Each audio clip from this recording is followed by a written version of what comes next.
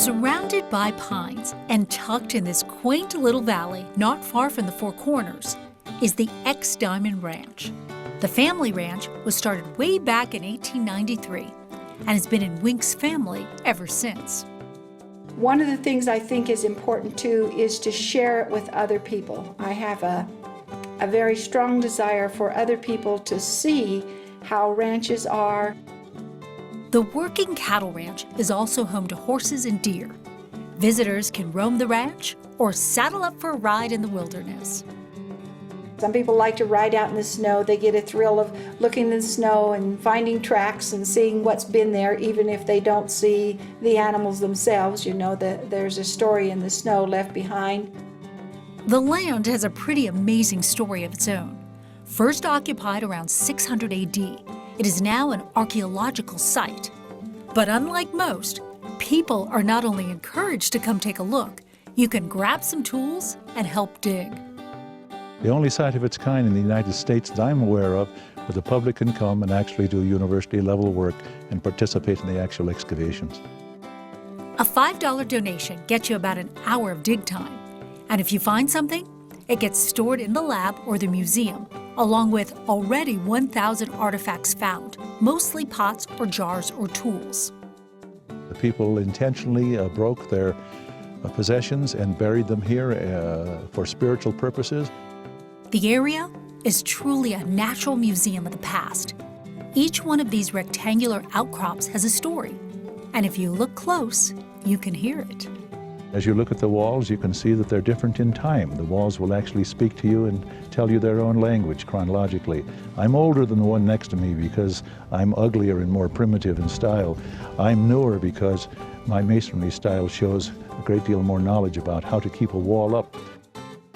The land just oozes with history and heritage, and yet right next to the ruins is beauty personified, a gorgeous lake for fishing or forest to hike.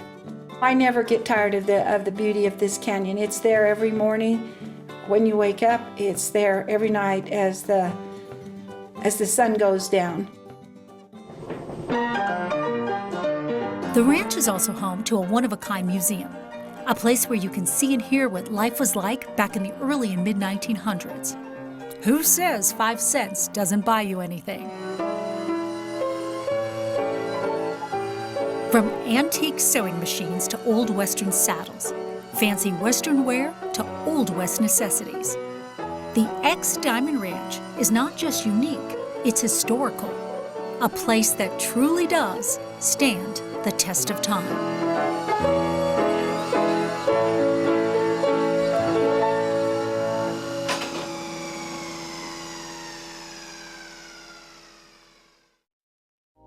When people come out here to Alpine, it's to enjoy Mother Nature to its fullest. But that experience is different for everyone. For some, it just means sitting back, relaxing, and taking in the beauty. But some people want more of a scenic adventure. So if you just head about 20 miles southwest of Alpine, you'll come right here to the Sprucedale Guest Ranch. And here you can ride great horses like Little Joe and enjoy the mixed conifer forest. One of the best simple pleasures you'll find in Alpine is an easygoing horse, saddled up and ready to take you on a ride that will stay with you forever. If it doesn't have as much life as you would like, then you need to push your reins forward, lean forward a little bit, and kick with your heel. After some basic instructions, Ellis Wiltbank with the Sprucedale Guest Ranch leads the riders through some of the prettiest country in the Apache Sitgreaves National Forest. Riders take trails through grassy meadows filled with summer wildflowers and take in some breathtaking big skies over pine and aspen-covered mountains. Along the way, Ellis fills us in on some of the area's legendary characters. We're going to stop here right now. I'm going to tell you about this little divot of ground right here. This is actually a grave site. There's nobody buried here. But Ellis knows when to talk and when to just let his guest riders quietly marvel at the amazing scenery that surrounds them and their horses. Now this is, to me, the most beautiful part of this ride. When you look up in the sky and you see all of these pine trees up against, the white clouds and the blue sky. Yeah. And that's pretty magnificent. Up here you have different scenery. The mountains that we have and the canyons that we have are different than anything you would get in the desert or down lower, just different scenery. The pine-scented clean air and the hypnotic sounds of horses crossing a cool, meandering stream just lull you into a state of calm and relaxation. And when it's time to head back to the ranch, whether you're ready or not, your horse already knows the way back to Sprucedale. The way you will after you've long left the ranch and are set on returning again.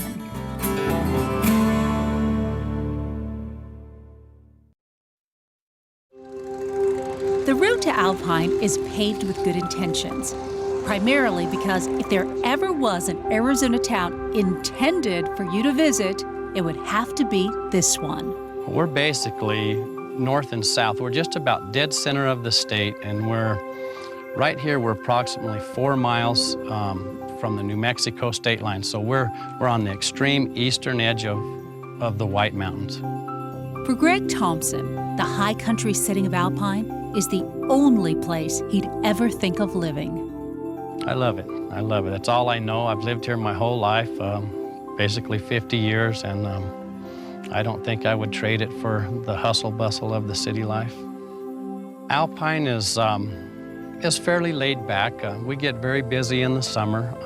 You know, you kind of make hay while the sun shines up here because we do have a pretty extended period of winter up here. I've always said if you can make it through the winter, you always can make it through the summers up here.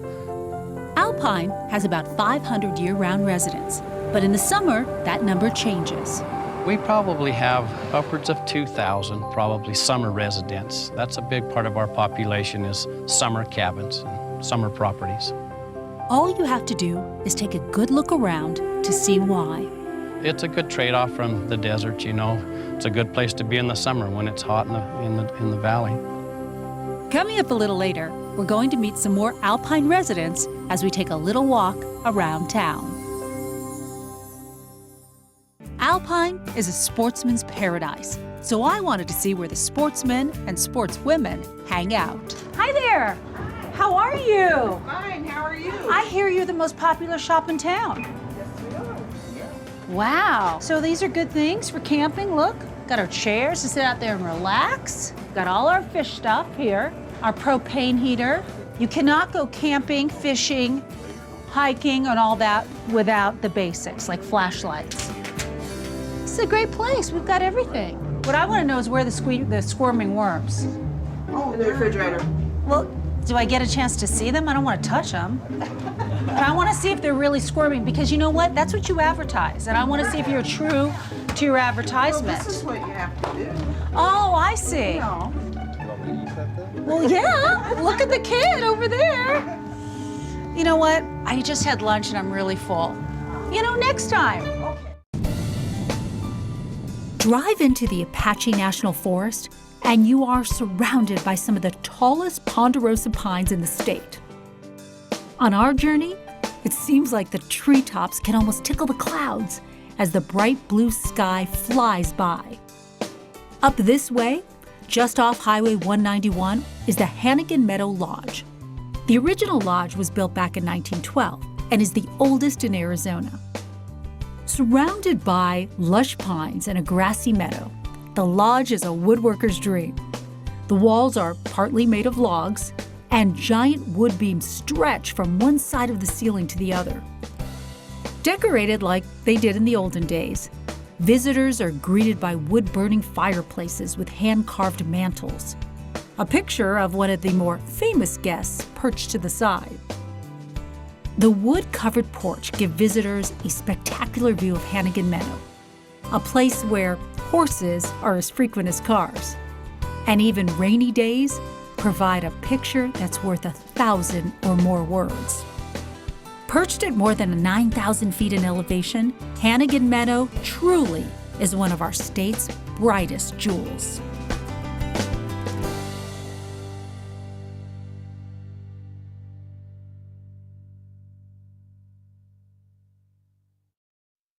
Small towns like Alpine are truly the heart and soul of Arizona. And with a backdrop, well, look at it. As magnificent as this is a place you definitely want to come and visit. Thanks everyone so much for joining us. I'm Robin Sewell, and we'll see you on the next Arizona Highways.